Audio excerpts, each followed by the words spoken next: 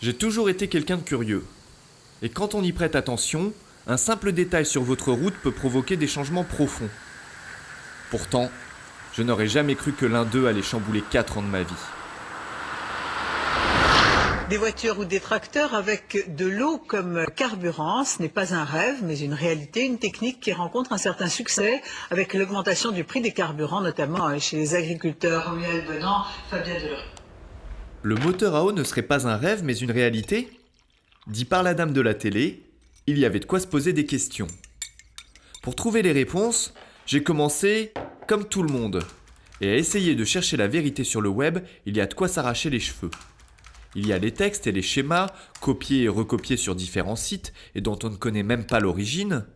YouTube regorge de vidéos de moteurs bricolés et de tondeuses, avec toutes sortes de commentaires, et d'un côté les convaincus, de l'autre les sceptiques. On tombe assez vite sur les plans d'un système publié en libre accès par l'américain Paul Pantone, mais ce pionnier du moteur à eau est aussi un personnage mystérieux qui semble alimenter les rumeurs avec une incarcération pour escroquerie suivie d'un séjour en hôpital psychiatrique. Pour les uns, il est effectivement un escroc et un fou, pour les autres, il reste une victime que les lobbies tentent de faire taire. La théorie du complot, déclinée à toutes les sauces sur les forums, soutient des hypothèses parfois bizarroïdes à l'orthographe douteuse. Dans ce grand bazar où chaque argument est contredit, les extraits de journaux télévisés ne doutent pas une seconde de l'efficacité de ces systèmes. Une initiative originale, le véhicule communal roule avec de l'essence et de l'eau. Un système d'injection d'eau dans le gazole. 2 chalutiers sont équipés d'un moteur assez spécial. J'ai remarqué un sujet récurrent, l'expérience d'une équipe municipale dans l'Est de la France.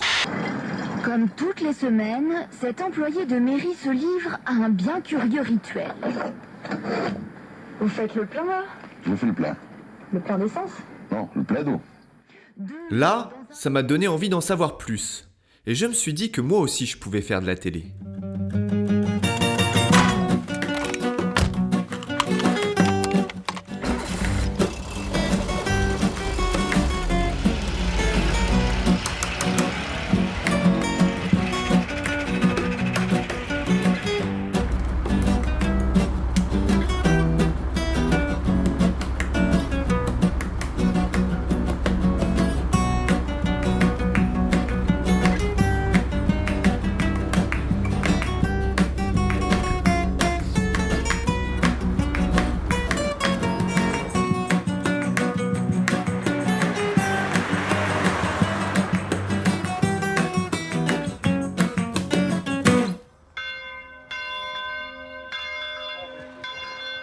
Comme chaque lundi, Rocco s'apprête à faire un bien drôle de plein. Non. En fait, ma version de l'histoire est un peu différente. Elle part d'un échange avec Denis, l'employé d'un centre de contrôle technique. Rocco il est venu un matin avec leur camionnette de la mairie de Vitry pour faire un test de pollution. Tout se déroule normalement, hein, et les tests d'opacité révèlent un taux quand même assez élevé. Sur les masters, quand on accélère, ça crache un peu noir, hein, même s'il est neuf. Hein. On est retourné à l'atelier et on est retourné l'après-midi. Il me dit on refait un test. Je dis on a fait la pollution ce matin. Il me dit non, on refait un test parce qu'on veut essayer quelque chose. On refait un test et c'est là qu'il s'aperçoit que c'est bizarre quand même, la machine elle marche bien. Tout était branché, la sonde était dedans, tout était dedans et puis il n'y a rien qui sortait. Et il réessaye une deuxième fois. Ah, mais il n'y a pas d'opacité. Comment c'est possible qu'il n'y a rien qui sort? C'est comme ça. Et c'est là que, après, je lui ai dit qu'il y avait ça, le système là. On a fait un système de dépollution et c'est pour savoir comment ça fonctionne. Mais apparemment, ça fonctionne bien. Ah, alors, ma machine, elle déconne pas. Mais apparemment, il n'y a rien qui sort. Hein. Donc, comme en ce moment, on est en train de se battre pour la planète, pourquoi pas, hein. Comme on dit, un geste plus un geste. Hein. Faut essayer. Le dispositif de la mairie de Vitry a été conçu par le responsable d'une association de développement des énergies renouvelables. Il organisait des stages pour former les particuliers à fabriquer et à installer leur propre système. Le but premier, nous, sur ces formations-là, c'est de faire un échange de savoir, que les gens viennent apprendre une compétence et repartent avec toutes les billes et les savoirs pour pouvoir, eux, faire leurs adaptations sur leur moteur et derrière, continuer à faire avancer les choses, faire des expérimentations. Parce que comme aujourd'hui, on a peu de moyens, vaut mieux qu'il y ait 10 particuliers qui testent dans leur coin 10 montages différents que nous, tout seuls, parce que comme ça, il y a un échange de savoir qui se crée. Le gaz, il vient, il passe autour du tuyau, il laisse s'aspirer par ici. C'est pas de l'étain, c'est du plomb, non? Je sais pas. Non, là. Et ça va pas être trop gros, ça? Non, c'est bon. Ah bah non, j'ai le trou qui passe à l'intérieur. Parce que celui-là, c'est pour le... Ça fait longtemps, ça va faire 4-5 ans que j'avais entendu parler de ça. Là, j'ai vraiment fait la démarche de me déplacer, de faire un stage pour vraiment monter ça sur la voiture, parce qu'avec les informations sur le net, il y en a tellement que moi, je me retrouvais un peu perdu, tu vois. C'est bien beau de passer des heures sur Internet à se documenter et tout ça, mais si au bout du compte, on a passé sa journée, on n'a plus envie de rien faire, on est crevé, on n'a pas gagné grand-chose, quoi. Au bout d'un moment, il faut passer à l'action, quoi. Il faut mettre les mains dedans et il faut le faire. Ouais, remarque, t'as que le gaz qui passe pour te chauffer. Le gaz qui passe d'un côté, le truc. Non, ça va le faire, quoi. Aziz, lumière! Attends, tu as pris des comment alors au centre? Quand tu vas en parler aux gens, que tu vas passer un week-end, que tu vas apprendre à monter un dopage à l'eau sur une voiture, ça fait un peu marginal, ça fait rigoler, quoi. Et puis quand tu essayes de crédibiliser le truc et de dire si, ça fonctionne, il y en a plein qui roulent avec déjà, ça fonctionne. Il n'y a plus qu'à le mettre, quoi. Il n'y a plus qu'à le faire, il n'y a plus qu'à apprendre et le monter, quoi. Et la réaction c'est toujours ouais bah écoute, si tu le dis, vas-y fais-le, quoi. puis on verra si ça fonctionne, mais bon, point d'interrogation. Rêveurs ou pionniers, ces autodidactes ont au moins un mérite, mettre leurs interrogations à l'épreuve des faits. Mais pour construire le système, ils savent qu'ils ne pourront compter que sur eux-mêmes. De son côté, Alex n'est plus dans la croyance ou dans le rêve. Après plusieurs années de recherche et d'expérimentation, rien ne peut remettre en cause ses certitudes. Oui, aujourd'hui, moi, je peux vous montrer une quinzaine de véhicules, les gens peuvent les tester, les utiliser, avec, sans système, faire toutes les mesures qu'ils veulent. Au moins, moi, je sais que par l'expérience, on a prouvé que ça fonctionnait. Aujourd'hui, on atteint 20 à 30% sur des véhicules, donc voitures, transporteurs ou camions, qui sont faits, moi, j'ai pas peur de le dire aujourd'hui, avec des systèmes qu'on bricole. C'est du bricolage, c'est 3 bouts de tuyaux qu'on va mettre. Et derrière, on pourrait atteindre de bien meilleures performances si derrière, il y avait des gens sérieux avec des moyens qui se mettaient, ou si on nous offrait les moyens pour le faire, on pourrait améliorer encore et je pense qu'on pourrait réduire par 2 les consommations des moteurs avec ce système-là. Je craignais avoir affaire à des hurluberlus et je me rends compte que leur discours est cohérent. Mais en toute franchise, je me sens encore incapable de monter ça tout seul. J'ai au moins acquis une certitude. Ce que je prenais pour un moteur à eau est en fait bien différent. Afin de mieux comprendre notre histoire d'eau et de moteur, commençons par casser le mythe. Le moteur à eau, c'est-à-dire celui qui utilise de l'eau comme carburant, n'existe pas. Certains moteurs utilisent de l'eau, comme le moteur à vapeur ou le moteur à hydrogène, mais on ne peut pas les appeler moteurs à eau car l'eau ne fournit pas d'énergie. Pour le moteur à vapeur, c'est le combustible, bois, charbon ou pétrole, qui fournit l'énergie nécessaire pour chauffer l'eau. Cette eau transformée en vapeur permet ensuite l'entraînement de la mécanique. On ne peut pas parler de moteur à eau. Dans le cas du moteur à hydrogène, on utilise l'électricité pour séparer l'hydrogène de l'oxygène de la molécule d'eau H2O. L'énergie vient de l'électricité et non pas de l'eau. Les moteurs thermiques qui équipent nos voitures fonctionnent grâce à un mélange d'air et de carburant. L'énergie chimique y est transformée en énergie mécanique. La plus grande partie de l'énergie de départ est perdue, soit sous forme de gaz résiduel à l'échappement, soit en chaleur. Le fameux procédé Pantone et ses dérivés de la famille du dopage à l'eau s'adaptent sur ces moteurs thermiques. La chaleur émise par les gaz d'échappement est récupérée pour produire de la vapeur. Cette vapeur passe ensuite dans un appareil appelé réacteur avant d'être injectée dans le moteur en complément de l'air et du carburant. L'eau n'est toujours pas la source d'énergie, il ne s'agit donc pas d'un moteur à eau. Si les systèmes de dopage à l'eau ne sont pas des moteurs à eau, l'engouement qu'ils suscitent auprès des expérimentateurs n'est pas sorti de nulle part. L'origine de cette histoire se trouve quelque part sur les routes de la France profonde. À la sortie d'un village, au détour d'un chemin, habite l'homme qui a inspiré les travaux d'Alexandre.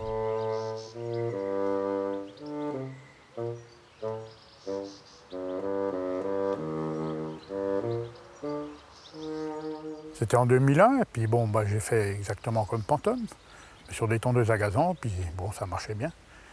Et après, j'ai voulu passer sur des plus gros moteurs. Mais au début, c'était pas facile, parce qu'on ne pouvait pas régler un régime intermédiaire. Soit on tournait au ralenti, soit on tournait à fond, des fois le moteur s'emballait. Alors du coup, j'ai dit, tiens, je vais mettre que de la flotte dans le réservoir, dans le bulleur. Et puis j'ai continué à tourner comme ça, puis j'ai vu qu'il y avait une économie. Et du coup, après, j'ai fait tout comme ça, quoi. Voilà, le système est là. Là, on a la sortie d'échappement, là, vous voyez. Les gaz d'échappement passent autour du tube qui est à l'intérieur. Vous voyez, à l'intérieur, il y a un tube qui traverse. Et dans ce tube, il y a une tige d'acier, c'est ce qu'on appelle le réacteur.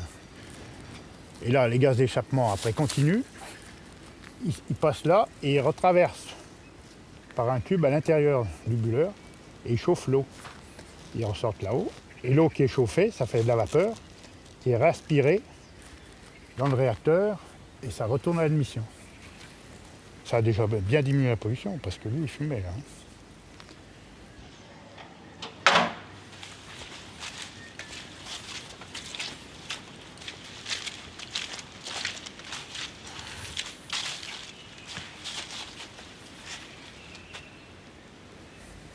Alors ça, c'est un des premiers tracteurs que j'ai fait là. C'est un tracteur qui est quand même de 81. Oui, c'est sûr que ça réduit la pollution beaucoup surtout. Parce que c'est un tracteur qui fumait beaucoup et là, il ne fume pratiquement plus. Je pense que j'ai gagné quand même au moins 40 à 50% largement sur celui-là.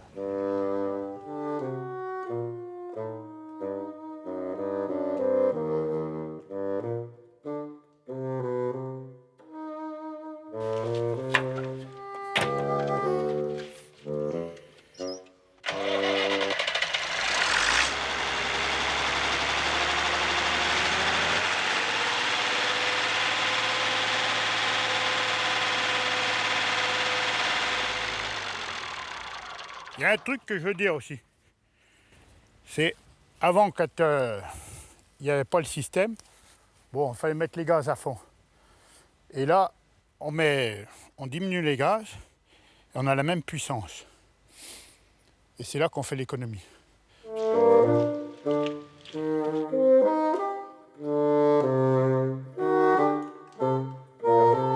Vous m'aviez parlé au téléphone d'ingénieurs qui étaient venus vous rendre visite. Oui, il y a des ingénieurs de chez Peugeot qui sont venus, oui, plusieurs fois. La première fois, ils étaient 5, je crois. Oui. Et le dernier coup, là, ils étaient 3. Oui. Bon, c'est sûr, les derniers qui sont venus, ils avaient l'air bien intéressés, mais bon, il n'y a pas eu de suite, on n'a pas eu d'écho. Enfin, peut-être qu'ils ont fait des trucs, mais on ne sait pas.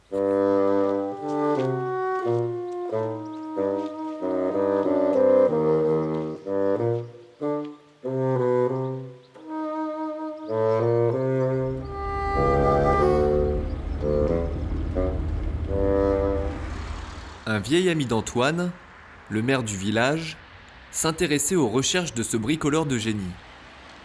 J'allais lui rendre visite sur son lieu de travail, l'usine locale d'un grand groupe automobile. Antoine, il fait de la culture biodynamique, il a travaillé un petit peu sur les aéroglisseurs, il travaille aussi, mais c'est une passion, il travaille sur ces moteurs à adduction d'eau, il ne le fait pas pour passer dans le journal, il le fait que pour lui, c'est une passion, c'est un passionné. C'est un passionné de la haute technique. Antoine, il aurait pu faire certainement un très grand ingénieur. J'ai fait 3 visites chez Antoine avec des ingénieurs de 7 fonds, donc deux visites avec des ingénieurs de 7 fonds, puis une visite avec un ingénieur de Paris. Et les ingénieurs de 7 fonds, notamment, ont été, je dirais, bluffés par le résultat, quoi. Donc j'en ai parlé à Jean-Martin Fols, PDG du groupe à l'époque, de formation ingénieur, c'est ce qu'il m'a dit. Je ne vois pas comment ce projet peut marcher. Ça m'a tenu à cœur, hein, après je vous cache pas, j'ai baissé un peu les bras parce que j'ai beau me parler, en reparler. Pourtant, je suis dans un groupe automobile, bon sang. Et quand on parle à un patron de groupe comme ça, Je pensais qu'il allait me dire, bon, bougez pas, on va détacher 2-3 personnes, et puis on va tester, on va vous dire si ça marche ou si ça marche pas. Mais non, dégage, on touche. J'ai pas compris.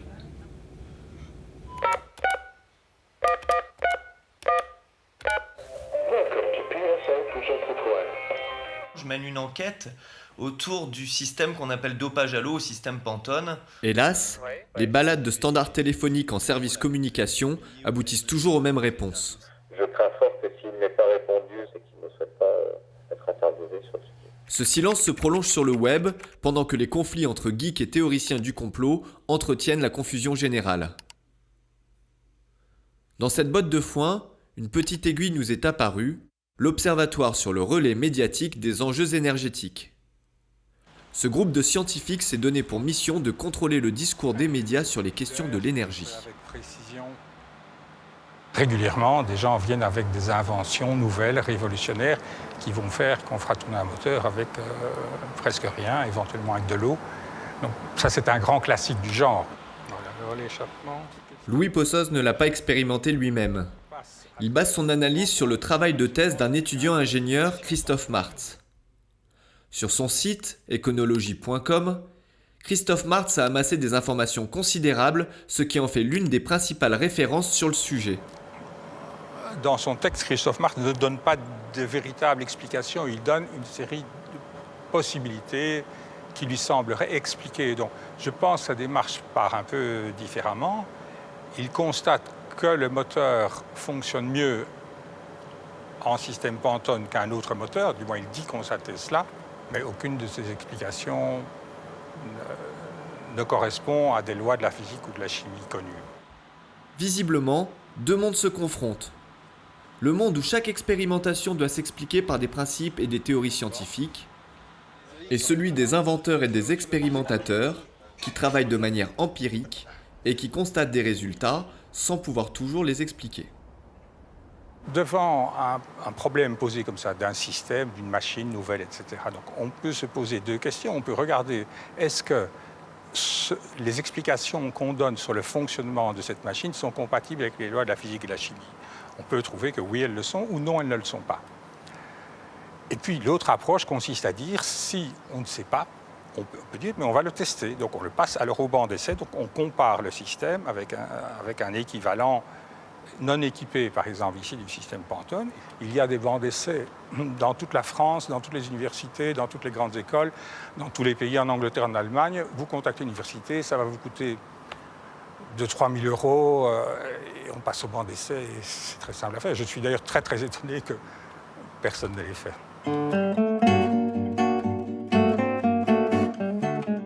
J'avais souvent parlé à mon père de mes recherches et du film.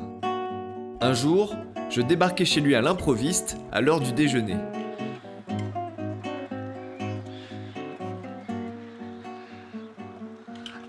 Salut. Bon, alors t'es venu me parler de ton film, de ton projet là? Ouais, tout à fait. Bon, j'ai envie d'avoir un petit peu ton avis, voir ce que t'en penses. On va étudier ça, mais ça va être violent, hein. Ça va être dur. Hein. Si je veux démontrer quelque chose avec mon film et que je veux faire passer un message puissant, je dois être certain et apporter des preuves de ce que je veux démontrer. Je prends la théorie que cet agriculteur n'est absolument pas malhonnête et il peut être de bonne foi. Sauf que son critère de jugement est peut-être un faux jugement. Il peut croire que ça fait des trucs alors que ça n'en fait pas. C'est pas parce que je suis de bonne foi que ce que je dis est vrai. C'est pas parce que j'y crois que ce que je dis est vrai. Cet agriculteur, il faut savoir qu'il a quand même des terrains qu'il cultive et qu'il cultivait avant avec 9000 litres de fuel par an et que maintenant il lui en faut 6000. Donc il y a bien, pour cultiver la même surface de champ avec les mêmes engins, une différence de consommation d'essence. Donc il y a peut-être cette différence-là. Bon, moi, je demande à voir, mais bon, il y a peut-être cette différence-là. Mais si cette différence se révèle sur les terrains, pourquoi qu'elle ne se révèle pas sur les bancs d'essai? Là, il a raison. Je n'avais pas trouvé un test sérieux sur banc d'essai. Il faut quand même, dans un cas comme ça, avoir une preuve scientifique. Et c'est ça qui perturbe ton projet. Il n'y a pas de secret, hein. Ton projet, il est perturbé par ça. Si demain, il passe sur un banc d'essai et que tu as la preuve que ça marche, ton projet, demain, tu le finis. Et puis tu dis à Total et à tous ces gens-là, voilà, vous êtes plantés. Je lui avais montré l'interview du professeur Louis Possoz. Il avait complètement adhéré à ses idées. Lui, il a une démonstration qui n'est pas compliquée et qui correspond à une meilleure approche que tous tes loulous, avec un physique un petit peu décalé. Donc leur message, même s'il était vrai, aura du mal à passer, dans la mesure où il est décalé. Par contre, ce qui est intéressant, c'est que si leur message est vrai et que tu vérifies la vérité, alors même s'il a un physique décalé, ça peut être intéressant comme image. Mais pour l'instant, moi, je crois plus aux scientifiques qui abordent le sujet sans passion, avec une simple rationalité d'homme scientifique. Et je pense que cet homme-là est parfaitement dans la logique que je défends. Ok, mais moi, mes loulous ont aussi une logique qui se tient. Et surtout, ils n'ont rien à vendre. Alors pourquoi ils s'acharneraient à bidouiller ce système si ça ne marchait pas? Je suis le sceptique de service. Et tu fais bien ton boulot de sceptique. Oui, sauf que je suis le téléspectateur lambda, et donc le téléspectateur lambda se pose des questions.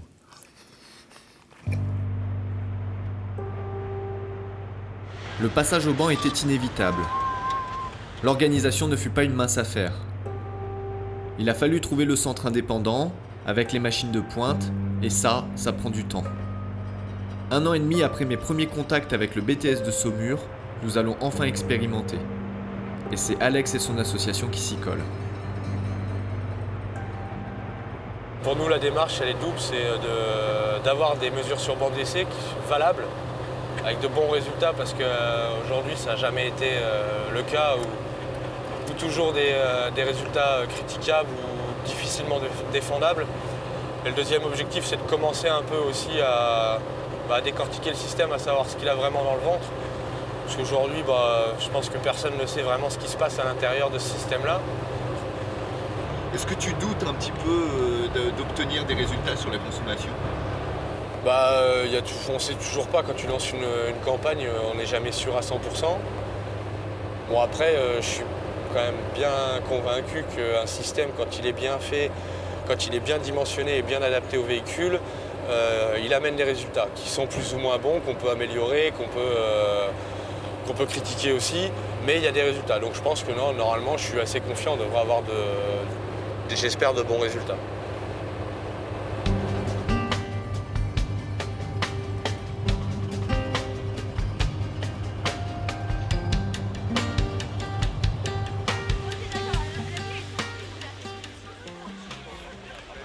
Bonjour. Je m'appelle Alexandre Grégoire, je représente une association qui s'appelle La Pierre Angulaire, qui fait de la bioconstruction et de la maîtrise de l'énergie pour tout ce qui est particulier, professionnel ou collectivité. Et on a, dans le cadre de nos activités de maîtrise de l'énergie, une petite passion depuis 5-6 ans, qui est le dopage à l'eau. On bidouille des moteurs, des véhicules, des balayeuses, des groupes électrogènes, dans le but de les faire moins polluer et moins consommer. L'objectif, c'est de trouver en fait quelqu'un qui va nous faire des mesures, donc c'est vraiment le métier, la mesure, pour vraiment valider, sans, on va dire, a priori, notre système ou pas. Nous, la démarche qu'on a eue avec l'association depuis 5 ans, c'est vraiment de l'expérience. Après une présentation claire d'Alex, les questions des futurs pros du moteur sont celles que j'ai déjà entendues 10 000 fois. Personnellement, j'ai déjà entendu parler de moteur, mais comme il disait, on entend fonctionnement de moteur à eau, donc sans plus de détails que ça. Et c'est vrai que sans jamais réellement m'y intéresser, ça finit souvent par oui, tel industriel l'a contacté pour qu'il arrête ses recherches. Et donc ça, on dirait un peu des histoires de fous. Donc, Si ça fonctionne, je me demande pourquoi les constructeurs l'ont pas fait plus tôt. Parce qu'ils se battent pour gagner des demi% de partout. Donc là, s'ils pourraient gagner 20% d'un coup... Je pense que si le système fonctionne, apporte un gain en consommation et émissions, peut-être la raison pour laquelle que les constructeurs ne le développent pas, c'est peut-être des brides économiques et politiques aussi. Toute idée est bonne à prendre. Dire que c'est farfelu, non. Dire que c'est loufoque, non. Par contre, ça me pose beaucoup de questions parce que je ne suis pas capable de savoir ce qui se passe à l'intérieur. Comprendre le fonctionnement de ce système demande des moyens techniques hors de portée des petits inventeurs. Dans ce lycée professionnel, nous avons accès aux mêmes machines que celles utilisées par les industriels pour tester leurs moteurs. Tous les équipements électriques que vous voyez, électroniques, ce sont tous des capteurs qui nous servent aux mesures du moteur, donc de température, de pression et bien d'autres choses encore. On se cale sur un point de couple et de régime, c'est-à-dire un point de puissance, et avec ou sans le système, on aura la même performance du moteur. On se débrouillera pour la même performance et ensuite seulement on mesurera ce qu'il consomme. Pour l'instant, je pense que niveau consommation, on peut avoir un gain. Après, là où je suis plus sceptique, c'est sur la pollution, quoi. Moi, personnellement, je reste un peu sceptique parce que c'est vrai que ça fait beaucoup. Déjà, si on trouve 10%, je trouve ça miraculeux, ouais. Ah bah oui, 10%, c'est énorme. C'est énorme. Pourquoi parce que 10% de baisse de consommation et isoperformance, ça veut dire 10% d'augmentation du rendement d'un moteur. Aujourd'hui, il y a des centaines et dizaines de milliers d'ingénieurs dans le monde depuis des dizaines et dizaines d'années qui travaillent sur le sujet. Voilà comment ça aurait pu leur échapper. Bon, la théorie du complot, je veux bien, mais à ce point-là, quand même, c'est fort. Si on est dans des 10%, pour moi, ce ne sera pas satisfaisant parce que 10%, ce ne sera pas une marge assez suffisante pour vraiment 10% de baisse de consommation, par exemple. Alors que si on est sur 20%, là, on a un écart qui sera vraiment important. Donc là, l'intérêt, surtout chez ces personnes-là, vont se dire « Ah oui, effectivement, il y a un intérêt à fouiller, à voir ce qui se passe vraiment. » Pourquoi? Parce que ça va soulever des questions. La démarche, pour moi, elle est globale, elle est sur cet aspect-là, mais elle rentre aussi dans une démarche plus globale de questionnement, de responsabilisation des gens, d'arrêter d'être des moutons, de se dire il y a des choses intéressantes, on ne les développe pas forcément, l'État, les structures ne les développent pas, à un moment, il faut devenir acteur et se dire ouais, on va les développer. Si j'arrive par mon discours, par l'expérience, par mon retour d'expérience aussi, parce qu'on a fait réussir à lui faire changer cette façon de penser ça, se dire ah oui, effectivement, ouais, ça fonctionne, on la passe sur nos voitures. Pourquoi ?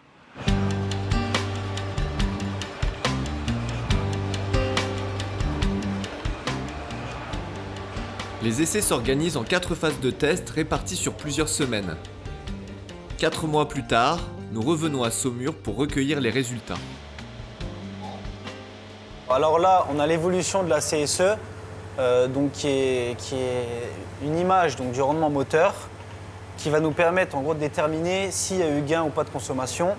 Alors on voit le premier bar là, premier bar graphe qui est l'évolution de la CSE sans le système, le deuxième avec le système et la troisième également avec le système. Vous concluez comme moi qu'il n'y a aucune évolution de CSE avec ou sans le système et que clairement on n'a aucun gain de consommation sur nos 8 points. Aujourd'hui, je ne connais pas la relation qui pourrait expliquer ces gains de consommation entre la présence de vapeur d'eau. Donc ça conforte, surtout ça ne me déstabilise pas. Surtout, voilà, c'est conforme à ce que je connais et ce que je sais du fonctionnement d'un moteur. Bizarrement, je m'étais préparé et pour le moment, je ne suis pas encore vraiment déçu ou dégoûté de ne pas avoir de résultats. Je pense que ça va venir parce que ça fait quand même mal de voir qu'on ne gagne rien, nulle part. Rien.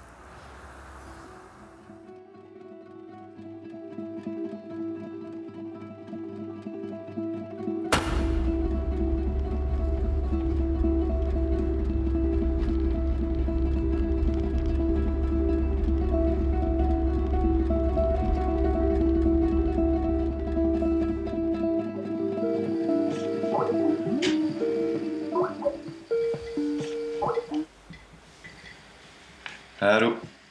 Salut Patrick. Salut. Moi je suis au courant d'aucune mesure, de résultat, de rien. J'ai aucun contact avec les étudiants ni avec les professeurs, pour l'instant. Ils ont fait 4 tests sans le système. D'accord. Et après, ils ont relancé 4 tests et ils trouvent absolument rien. Quelle est ton analyse quand tu m'entends dire que tu n'as pas de résultat? C'est quoi ta première réaction qui te vient? Moi je dis ouais, effectivement les résultats ils sont pas bons on va dire dans le positif, on va dire par rapport aux résultats expérimentaux qu'on peut avoir sur des véhicules qu'on équipe. Donc là, ça veut dire, bon voilà, là effectivement, on a une expérimentation qui fonctionne pas. Pourquoi elle fonctionne pas? C'est se poser les bonnes questions aussi, tu vois. Je me fais un peu l'avocat du diable, mais pourquoi le système fonctionnerait en conditions réelles et qu'est-ce qui fait que ça ne fonctionne pas sur banc d'essai, tu vois? Je pense qu'on n'a pas réuni sur ce banc d'essai-là les mêmes conditions de fonctionnement que ce qu'on fait aujourd'hui sur des expérimentations taille réelle. Moi, je vois de mon point de vue de film, quand je vais montrer ça à mes spectateurs, imagine la réaction de voir que sur banc, il n'y a rien. Dans les conditions dans lesquelles on est, qui sont celles-ci, on n'a pas de résultat. Après, quelles sont les conditions de fonctionnement qu'on a réunies? Quelles sont les autres conditions de fonctionnement qu'on peut réunir pour avoir des résultats? Tu vois?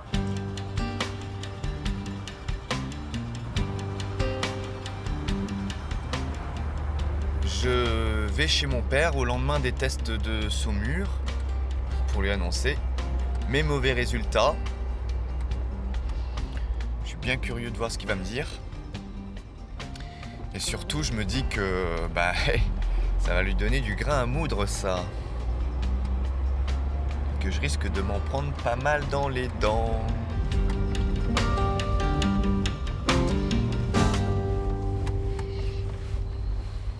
Allez, viens voir. Viens prendre un petit café, là.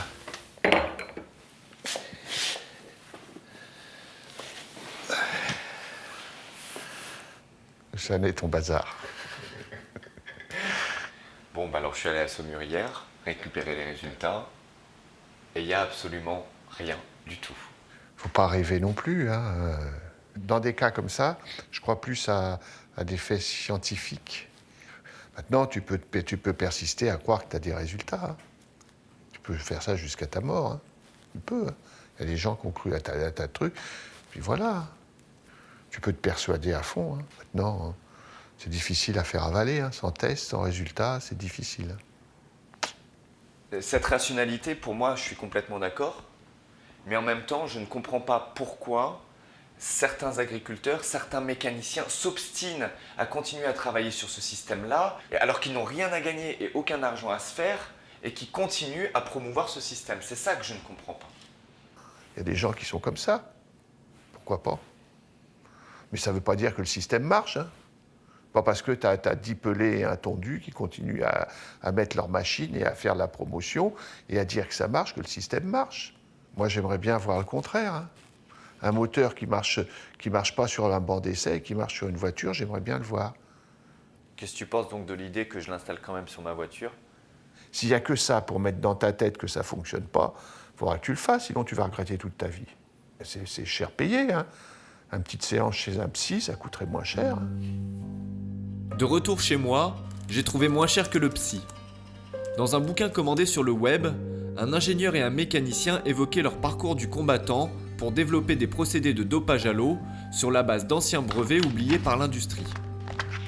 Ils y racontaient notamment avoir testé un système au banc d'essai sans aucun résultat. Y avait-il une explication concrète à notre échec de Saumur? Cette fois, la piste avait l'air solide.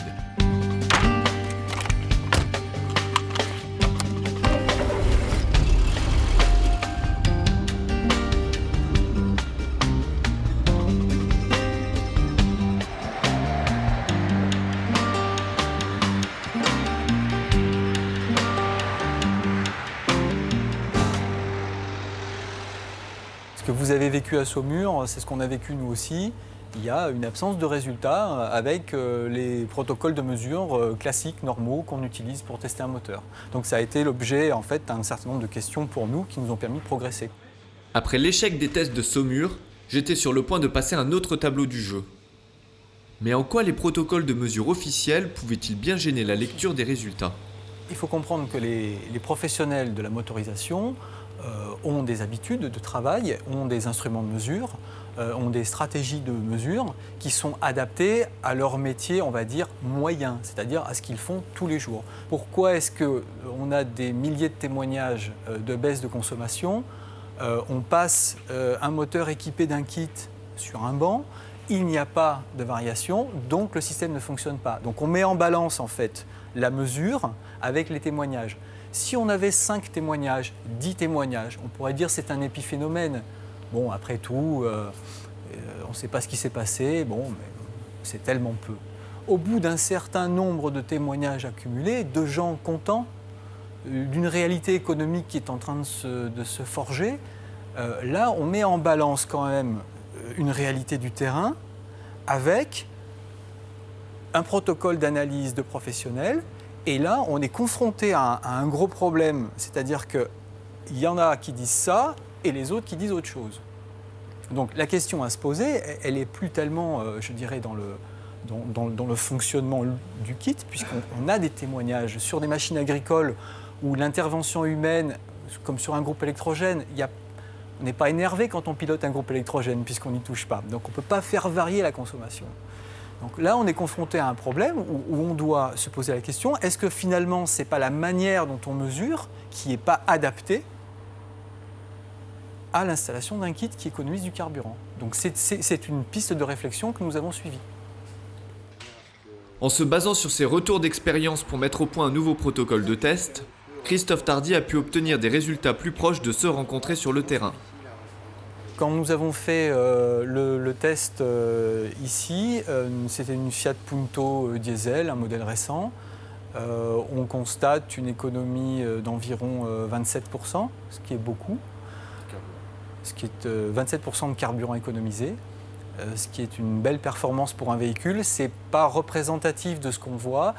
Il faut savoir qu'un véhicule, en général, en marche normale, il dépense plutôt 25 chevaux que 40. Donc là, on avait un moteur qui était chargé volontairement pour avoir évidemment les conditions les plus favorables. Pour rouler à 130 km/h, au fur et à mesure que le matériel faisait son effet au niveau du moteur, j'étais obligé de, pour rester à la même vitesse, lever le pied de l'accélérateur. Et au plus ça allait, au plus je levais le pied de l'accélérateur. Et on restait toujours à 130 km/h. Et le banc était freiné exactement de la même manière. Les résultats, je les avais en direct sur cet écran, d'une part. Et il y avait un PC qui était embarqué dans le véhicule aussi. Il n'y a aucun risque d'erreur. Et en plus, il y avait quand même la société Veritas qui était là avec beaucoup d'appareils. Et en fait, on peut dire que 3 systèmes de lecture donnaient le même résultat. Donc ça, il n'y a pas de doute sur le résultat. Je n'en croyais pas mes yeux. Les mesures du bureau Veritas sur les gaz d'échappement indiquaient les valeurs suivantes. Composés organiques volatiles, moins 73,4%. Oxyde d'azote, moins 33,9%. Monoxyde de carbone, moins 17,3%. Dioxyde de carbone, moins 15,5%. Sur un véhicule, on va dire trajet travail, domicile, on a des taux de charge, c'est-à-dire une utilisation du moteur qui est assez faible par rapport à la puissance nominale. Donc c'est difficile de dépasser les 10-15% d'économie. C'est déjà très beau, voilà, sur un véhicule personnel. Par contre, sur des utilitaires, pour lesquels les moteurs sont beaucoup plus sollicités, on a un taux de charge supérieur, le potentiel d'économie est plus important. Là, on pourra atteindre 20% par exemple. On commence à se rapprocher de l'utilisation industrielle ou agricole où les potentiels d'économie sont bien supérieurs. Au début du XXe siècle, l'ingénieur Clerget, constructeur du premier moteur diesel, découvre l'intérêt d'ajouter de la vapeur d'eau dans les moteurs pour améliorer leur rendement. Injecté en complément du gasoil sur un moteur d'époque, cette eau sous forme de gaz permet d'en doubler la puissance. Lors d'une communication à l'Académie des sciences en 1925, Clerget souligne que l'injection d'eau augmente la longévité du moteur, réduit les fumées et son encrassement habituel. Au cours de la Deuxième Guerre mondiale, des systèmes d'injection d'eau installés sur des avions de chasse allemands et américains permettent de booster ponctuellement la puissance des moteurs dans les combats. C'est le cas du légendaire Vought F4U Corsair de Papy Boyington, dont les exploits dans la guerre du Pacifique ont inspiré la série télé Les Têtes Brûlées. En 1974, le garagiste Jean-Pierre Chambrin défraie la chronique en déposant un brevet pour un dispositif d'aménagement d'un moteur en vue de son alimentation avec un carburant additionné d'eau. Le système de Chambrin applique des courants électriques à haute et basse fréquence à un mélange d'eau et d'alcool chauffé à 800 degrés. Objectif, favoriser la séparation des molécules H2O en hydrogène et oxygène en vue de leur combustion. Dans les années 90, l'Américain Paul Pantone publie sur le web les plans d'un système d'injection d'eau. Le procédé utilise une partie des gaz d'échappement pour chauffer un mélange d'eau et de carburant. Les vapeurs ainsi dégagées, appelées gaz Pantone, sont dirigées entre les parois d'une tige et d'un conduit métallique dans le but de les charger électriquement. Une fois injectés dans le moteur, ces gaz permettraient de réduire la consommation de carburant et les émissions polluantes. Il y a 30 millions de véhicules qui font 10 000 km par an, donc ils vont consommer 1000 litres par an chacun. 30 millions multipliés par 1000, ça fait 30 milliards de litres. 30 milliards de litres, on en enlève 10%, on a gagné 3 milliards de litres. Bon, voilà. Mais ça supposerait que tout soit équipé, on en est très loin. Cette fois, il ne me restait plus qu'à équiper ma voiture. Mais pour être complètement autonome, je tenais à l'installer seul. Et vu mon niveau de mécanique, j'avais besoin de quelques conseils. Le réacteur à plat comme ça, avec l'entrée et la sortie. Moi qui ai l'habitude, je vais mettre 20 minutes. Et moi qui n'ai pas l'habitude, tu me donnes combien de temps? Tu vas te poser beaucoup de questions philosophiques et je pense qu'en 1 heure, si tu es assez dégourdi, tu vas pouvoir le faire.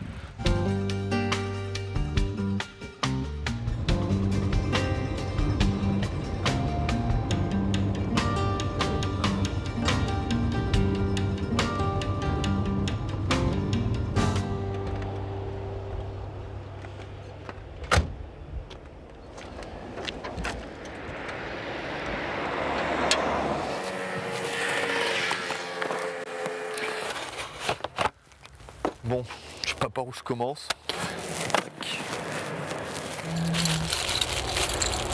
Où c'est que je vais mettre ce putain de réacteur? Tac. D'accord. Je pile dans celui-là, et là il faudrait que je le pose ici. Ils ont dit que tu fais une boucle. D'accord. Donc tu fais une boucle. Relier le bidon au réacteur. Et voilà mon bulleur. Là, il y a la place, c'est pas long, je pense, ici.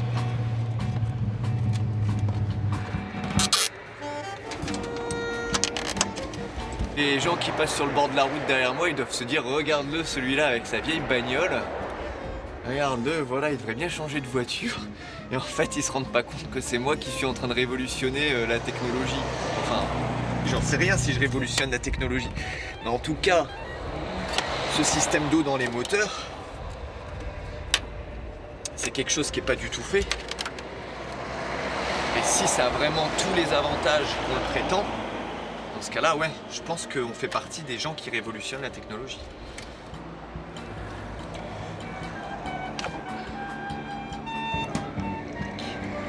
C'est la dernière pièce que je vais installer. Voilà, j'ai plus qu'à faire un trou dans un tuyau et à connecter, le tuyau en silicone livré de l'EconoKit ici. Mais si ça marche vraiment aussi bien, que ça décalamine les moteurs, que ça fait économiser du carburant, que ça fait moins polluer, et ben voilà, il faudrait démocratiser ce truc-là.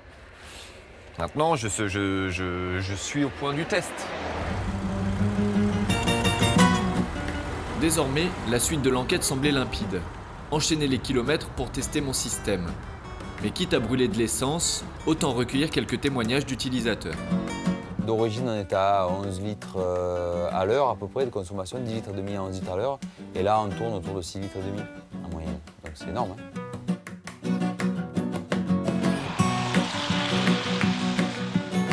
Les mesures qui ont été faites font apparaître une diminution de la consommation pour le même véhicule qui était de 8,54 litres en moyenne au 100 km et passé à 5,23 litres au 100 km.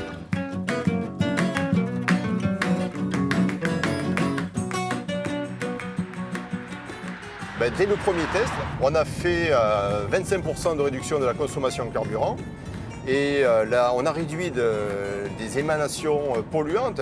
L'indice d'opacité était réduit de 70%.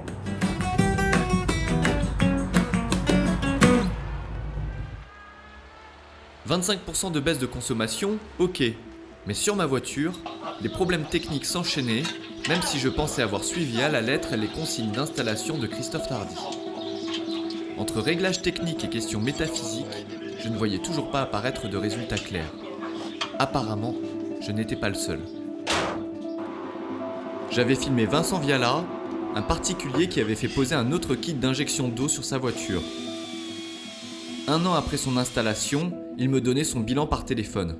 Pour l'instant, le système marche qu'à moitié. L'eau marche pas en fait avec le bulleur. Donc j'ai pas de consommation d'eau quoi. Là j'ai passé, si tu veux, j'ai dû y passer peut-être 6-7 heures à essayer de bricoler le merdier pour que ça marche et en fait ça marche toujours pas vraiment comme ça devrait quoi. Donc le bilan est assez mitigé quoi. Vincent n'était pas le seul à ramer dans le brouillard des systèmes d'injection d'eau. Plus d'un bricoleur motivé avait baissé les bras devant des résultats aléatoires et mon expérience tendait à me rapprocher d'eux. Il était grand temps d'aller rendre visite au revendeur du kit conçu par Christophe Tardy.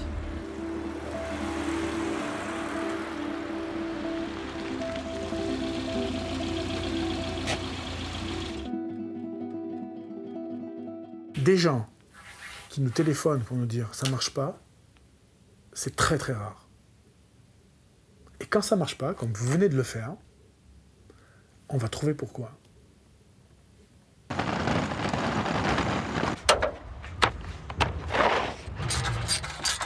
Première idée, on doit avoir un problème de température du réacteur. 65 chevaux, c'est un moteur qui va tourner à 50, à 40, 50% de taux de charge, donc c'est un moteur qui doit absolument nous donner des résultats. Il n'y a aucun doute sur ce point. S'il est persuadé de l'efficacité de son système, Olivier Louis doit maintenant convaincre les automobilistes. Pour atteindre cet objectif, il a financé des recherches pour comprendre les phénomènes physiques en jeu dans le système. Cette approche établit enfin le lien entre la démarche empirique des petits inventeurs et l'approche théorique des scientifiques. On n'est pas parti de la théorie. Il y a d'autres gens qui sont partis de la théorie. Ils nous ont parlé de leur théorie et on a dit, pour se lancer dans cette aventure, il faut d'abord qu'on comprenne ce qui se passe. On n'utilisera pas des coquillages, on n'utilise pas des mots de cracking. Le cracking, je ne sais pas ce que ça veut dire déjà, moi. Donc on va travailler sur la science. Et pour comprendre comment le produit fonctionnait, comment il agissait à l'intérieur d'un moteur, pour pouvoir le concevoir, l'améliorer, le développer et proposer des choses à l'avenir, il fallait impérativement savoir quelles étaient les bases de la mécanique, de la thermodynamique et de la chimie qui étaient nécessaires à maîtriser pour savoir quel était l'effet. Après 3 ans de confrontation avec toutes sortes de théories, Olivier Louis est la première personne à nous proposer une interprétation précise des phénomènes physiques en jeu dans un système d'injection d'eau.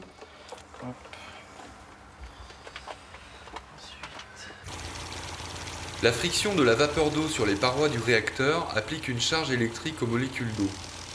À l'état naturel, les molécules de carburant forment une longue chaîne d'atomes de carbone et d'hydrogène qui a tendance à se replier sur elles-mêmes. Lorsque les molécules d'eau polarisées entrent en contact avec les molécules de carburant, elles leur transmettent leur charge électrique, ce qui a pour effet de les déplier. Dans le cas de la combustion classique, les molécules se consument de façon incomplète, ce qui produit des gaz imbrûlés rejetés par l'échappement du moteur. Lorsqu'elles sont dépliées par contact avec les molécules d'eau électrisées, les molécules de carburant brûlent de façon plus complète. La pression sur le piston est améliorée et la quantité de gaz imbrûlé à l'échappement diminue. L'injection de vapeur d'eau dans le cylindre permet d'abaisser sa température d'environ 200 degrés. L'oxygène ainsi économisé contribue à améliorer la combustion du carburant et à réduire la production de gaz toxiques, dont les oxydes d'azote. Dans ce système, l'effet thermique et l'effet électrique sont complémentaires. Ainsi, 2 phénomènes physiques se combineraient pour améliorer la combustion. Si on déplie la molécule mais qu'on n'a pas d'oxygène disponible pour la combustion, on n'aura pas le résultat escompté. Et si on améliore la disponibilité de l'oxygène par la diminution de la température de la chambre de combustion et qu'on ne déplie pas la molécule, on aura toujours autant d'hydrocarbures à l'échappement et de particules. Donc il est très important d'avoir un couple de phénomènes qui va amener ce résultat-là. En tout état de cause, la diminution de la température dans la chambre de combustion est un fait acquis et surtout qui est en cours de développement chez les constructeurs. On peut aussi avoir inventé le dopage à l'eau et qu'on l'ait mis de côté. Tiens, d'ailleurs, il me semble que Renault dispose d'un brevet sur le dopage à l'eau. Je vous invite à aller le lire. Pourtant, vous ne trouvez pas de dopage à l'eau dans les voitures Renault. Pourtant, ils ont déposé un brevet sur ce sujet. Une recherche sur le site de l'Institut national de la propriété intellectuelle permet de retrouver ce fameux brevet déposé par Renault en 2005. Pour la première fois, nous découvrons qu'un groupe industriel de premier plan valide noir sur blanc les arguments tant de fois entendus dans la bouche des inventeurs. Il est également connu d'injecter de l'eau dans le circuit d'admission d'air du moteur. Cette eau se mélange au gaz d'admission et permet de réduire les températures de combustion et les émissions de polluants appelés NOx, et d'augmenter les performances, par exemple d'un moteur essence, en diminuant la sensibilité au cliquetis. Sur le moteur de recherche de l'INPI, la fête continue. Un autre brevet déposé en 2012 par l'Institut français du pétrole reconnaît lui aussi les vertus des systèmes d'injection d'eau, comme d'améliorer la consommation en carburant et de limiter l'émission de polluants. Combien d'autres brevets dorment ainsi dans les tiroirs ? Plus d'un siècle après la découverte de l'injection d'eau par l'ingénieur Clerget, pourquoi ces procédés à fort potentiel économique et environnemental ne sont-ils toujours pas sur le marché ? Je réalise un documentaire sur un procédé qu'on appelle le dopage à l'eau des moteurs. Je ne connais pas de la technologie dont vous parlez. Je vous ai fait part de brevets qui ont été publiés chez Renault. Je ne serai pas en mesure de vous répondre. Est-ce qu'il serait possible de me donner une réponse? On ne travaille absolument pas là-dessus. Hein. Donc, on va avoir un ingénieur qui va vous parler de ça. D'accord. Alors par contre, moi j'ai quand même trouvé un brevet, hein, puisque apparemment l'IFP Énergie Nouvelle a déposé un brevet.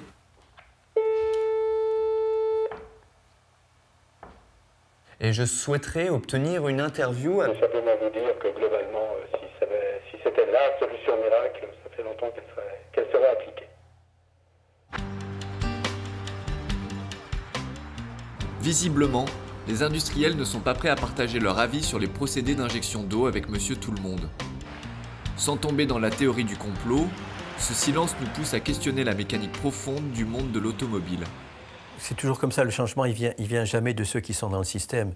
Les politiques, les industriels, les financiers, ce sont eux qui fabriquent le système. Les politiques, ils sont dans le système, il ne faut pas oublier ça. Donc ils ne vont rien changer à ça, quel que soit qu'il soit de gauche ou de droite, ou d'extrême gauche ou d'extrême droite, ils sont englués dans le système. Et dans ce système, il y a le pétrole, il y a l'énergie fossile, il y a les financiers qui font fonctionner la machine et qui continueront à gagner de l'argent et à être puissants tant que la machine fonctionnera. Les petits inventeurs peuvent apporter énormément parce que justement, ils peuvent nous ouvrir des portes de l'imaginaire, et des portes industrielles si elles se branchent sur cet imaginaire. Mais si les industriels se branchent sur cet imaginaire, mais évidemment que les industriels, pour l'instant, ils sont dans les mains des pétroliers et ils ne veulent pas faire autre chose. Je pense que tout ce qui se fait d'intéressant, c'est dans la marge. La marge, c'est des gens qui en auront marre quand il se passera des choses où on pourra dire bon, votre truc, il ne marche plus. Votre machine, justement, votre méga machine, elle ne marche plus.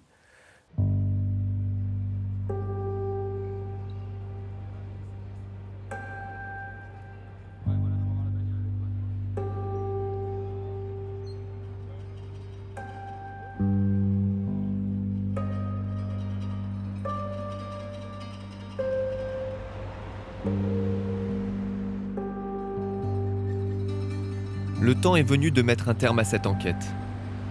Après de nombreux réglages, le kit installé sur la BX a montré une baisse de consommation de 8%. En 2016, de nouveaux éléments sont venus renforcer les perspectives du dopage à l'eau pour les moteurs. Le constructeur BMW a sorti la première voiture de série à injection d'eau, la M4 GTS. En abaissant la température de combustion, ce procédé permet de réduire la consommation du moteur, mais aussi d'augmenter sa puissance et son rendement.